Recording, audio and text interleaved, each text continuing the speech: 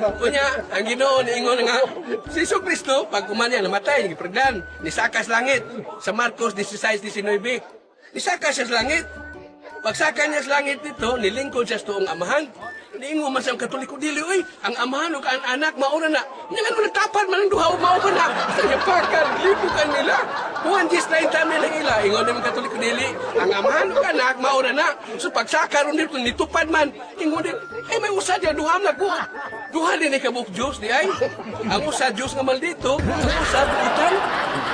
Asay sa bakakon, sa naman yung mabasa sa Biblia. Mamakak, kaya importante man ang pamakak. Ang pamakak, importante kayo na. Importante sa nang pamakak, boy. Patalo, magnegosyo ka diya. Di ka mamakak, pila may punan sa, bisag 5 rin, palito ni mo, 5 punan, inonin mo J's. Pamakak yun, parang dako yung ginal siya. Importante gina pamakak, sa. Natural man naman, isunan. Importante yun, kay, di, ang tanan, pulos, di pakakon. Mao man na, Roma, 3 J's. Pulos gyud pagkakon naa man sa Biblia.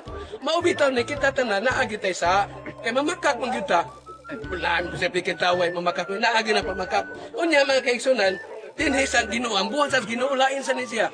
Ningon diri Isaias 3:17 miingon ang Ginoo butangan kog nuka-nuka ang inyong nga ulo ug upawan ko kamo. Maayo ba kung nibuhat Ginoo? Maayo. Basta pa itali. Onya lawi.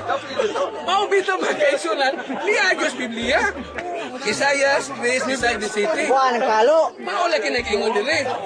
Unya nagsugo pag yun siya sa Ezekiel 9:7. Mao nga binuhatan sa Dios. Miingon na sa ang Dios, lakaw na kamo. Pasipatin ninyo ang templo ug lukpan ninyo sa inyong mga pinatay ang mga hawanan sa templo. Busa nang lakaw sila o gipamatay ang mga lumulupyo sa Jerusalem. Isa yun ng kaana. Di maayo lang gyapon Ginoo. Naasay dautan oy. Naunsa na inyo naay maayo, naay dautan. Kay sa Pilipos 1:18, isangyaw ninyo ang Dios. Pilipos 1:18 ingos Pablo. Isangyaw ninyo ang Dios sa maayo ug dautan nga tuyo. Duha gyud na ipada. Kay unsa may ilang pilian, magsangyaw kag pulos maayo, unsa may pilian nila. Sa magpili jud ka, hay maayo hay dautan.